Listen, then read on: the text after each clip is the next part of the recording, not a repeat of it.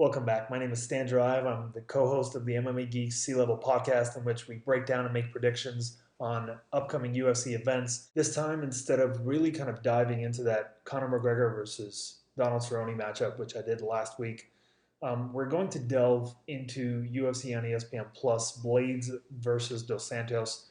We're going to kind of pick apart every fight in quick succession, go through there so I can give you guys my picks, and we can see how my predictions stand.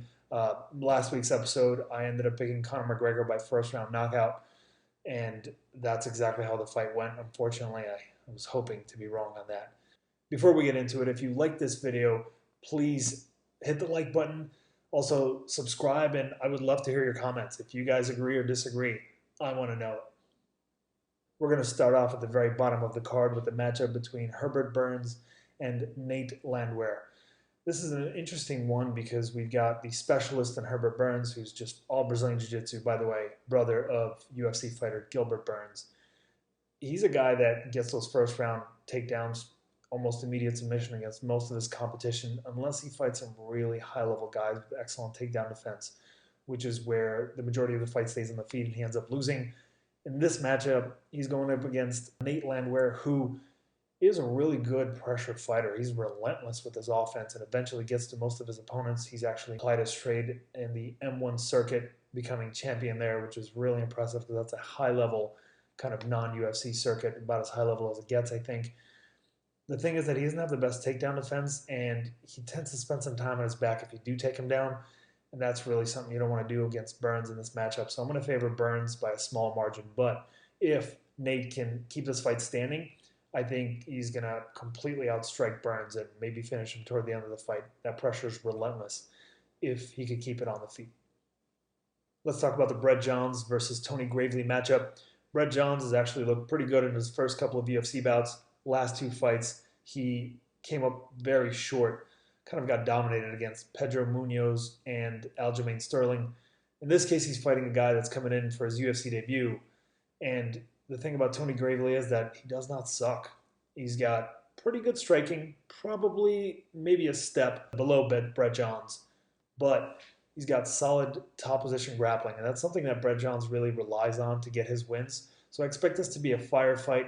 I'm giving the edge to Tony Gravely, given the beating that Brett Johns is coming off of and the amount of time that Brett Johns has been off. In the Sarah McMahon-Lena Landsberg matchup, I'm giving the slightest edge to Lena Landsberg.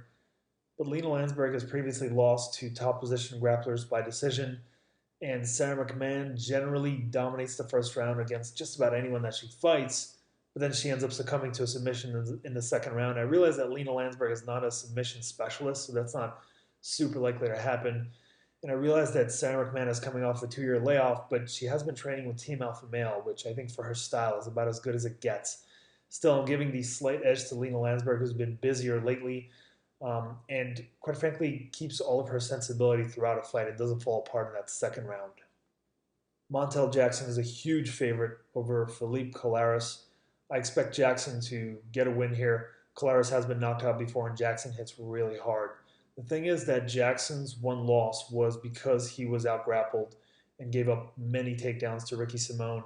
Culeros has a chance of doing that here. He basically won that way in his second UFC fight a few months ago. So, huge favorite here. I'm picking him, but I'd recommend putting a few bucks by Culeros by decision, because if he's going to win, that's how it's going to be. And if you put $5 on him, he'd probably win like 40 or 50, given the odds. Justin Quiche is coming in as an underdog after a 2-year layoff against Lucy Pudilova. This one promises to be really exciting. Both of these women are known for more their kickboxing than anything else. I'm going to give the edge to Lucy Pudilova here. This is one that very much is a pick-em to me. Lucy Pudilova being the very slight favorite, and probably for good reason. She's been busier lately. She's been active. Even though she is riding a 3-fight losing streak, I think she has a pretty good chance at taking a decision over the shorter Quiche, who hasn't been competing very frequently in a long time. Arnold Allen is a pretty good-sized favorite over Nick Lentz. Arnold Allen, there's good reason to be excited about him as a prospect. He is a super fast southpaw, trains with Faraz Zahabi at TriStar, which is about as high level as a team can get. The thing is that he doesn't have the best takedown defense, and Nick Lentz tends to exploit opponents who have that weakness. However, Lentz is going to be significantly slower in this matchup. I'm favoring Arnold Allen by a good margin, but Nick Lentz by decision is not a terrible play. Throwing maybe $10 on him, given the odds. Bevon Lewis, who is 0-2 in the UFC, is going up against Daquan Townsend, who's 0-1 in the UFC. It's fascinating to me that Bevon Lewis is like a minus 450 favorite, given his lack of success in the octagon so far. He lost to Uriah Hall by knockout in his UFC debut, and then he lost the decision to Darren Stewart. Now, Hall was able to catch him after really losing the first 2 rounds. He caught him with a big shot in the 3rd round here. The thing is that Townsend has some serious power as well, so he has a shot at doing that. But Townsend's not an overall great fighter. He doesn't have the greatest gas tank, and his takedown defense is pretty mediocre. So I think Bevon Lewis should be able to get takedowns en route to a decision or late stoppage victory. But don't sleep on Townsend just because he hits hard, and Bevon Lewis has not showed up in the UFC thus far. Jamal Hill is a slight favorite over Darko Stosic. Stosic is 0-2 in the UFC, and Jamal is making his UFC debut here. I like Jamal a lot in this matchup. I think he is a power play when it comes to betting. If you guys are going to invest in anyone, I would probably put money on him. Odds are fairly close in this one. He's a tall, rangy southpaw, excellent left hand, really fast left body and head kick. I expect him to be able to piece up Stosic, who has looked kind of mediocre in the UFC so far, and I'm not sure that he would have had any moments of success in his last fight had he not scored a bunch of low blows. Hannah Cyphers is a slight underdog to Angela Hill, and I expect this fight to be very exciting, considering neither fighter is known for their power. The thing about Cyphers is that she does have some pop in her right hand if she can land that looping right hand over the top on Hill. Hill has the height and reach advantage, which she's not used to having in the UFC. And I think she's really putting her game together in her last 2 bouts. She beat Carnelosi in her last fight by 3rd round TKO. Usually Angela Hill's 3rd round is her weakest. She's usually a little bit more tired, a little more tepid at that point. In this case, she was firing on all cylinders throughout the fight. And then Yaonan Zhan, she fought right before that. It was a very close competitive decision that could have easily gone either way.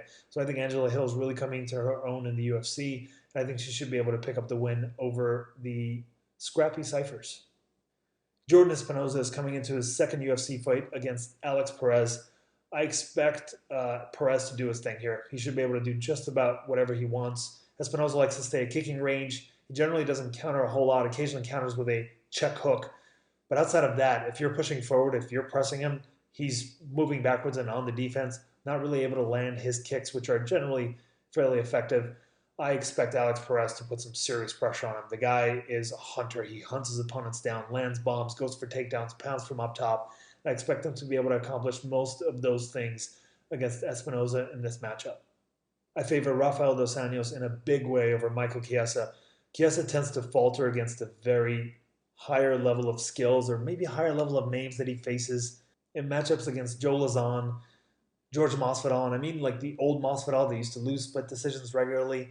Matchups against Anthony Perez, he lost by finish in all of those bouts, and it seems like he kind of creates this scramble fest and isn't able to actually persevere and make it through to the other side when he does. Rafael dos Anjos is going to put serious pressure on him. Now, Chiesa's got a major height and reach advantage in this matchup. Not very good standing up, though. And I guess he has a shot if he takes dos Anjos' back, but I expect dos Anjos to apply some serious pressure and win via arm triangle choke or a clear-cut decision in this matchup. And finally, we're coming down to the main event, Curtis Blaydes versus Junior Dos Santos. This promises to be a matchup in which we see a finish. Junior Dos Santos tends to knock people silly. Curtis Blaydes doesn't have the very best chin in the world, but Curtis Blaydes is proving to be an incredible talent. If you give him a solid, untouchable chin, Curtis Blaydes is going to smash you. He puts pressure on, he throws lots of combos, trains at elevation in Colorado, and I think that goes a long way for him. He's able to take guys down, just throw heavyweights around. Mark Hunt, he was able to land 10 takedowns on, and Mark Hunt is generally difficult to take down. So I think Curtis Blaydes will apply some serious pressure. There's an off chance that he gets caught with a shot here against Dos Santos, against the veteran, but I think this is very similar to the Cain Velasquez Junior Dos Santos matchup. It's going to be heavy, nonstop pressure. I think that Curtis Blaydes is going to be able to toss him around and take him down almost at will, even though Dos Santos is known for solid takedown defense. I think Curtis Blaydes has the skill of a 170-pound top tenor, and he's fighting at heavyweight. The thing is that he probably also has a 170-pound chin, so it's a little bit of a risk factor for him. His only losses has been to Francis Ngannou, And we all know how hard that man hits. He can shut off anybody's lights. So I expect Curtis Blaydes to rat out a third or fourth round TKO victory here over Junior Dos Santos. Thanks for watching, guys. If you have the opportunity, like the video below, subscribe to the channel, and look out for more videos to come. So far, all of my predictions on this channel have been correct, including last week when I picked Conor McGregor to beat Donald Cerrone in the very first round. I thought that matchup really favored that outcome, and that's exactly how it went. I don't expect to get every pick right on this card, but I do expect to do pretty well overall on this one. Fairly confident having done the research. Looking forward to giving you guys more predictions in the near future. Thanks for watching.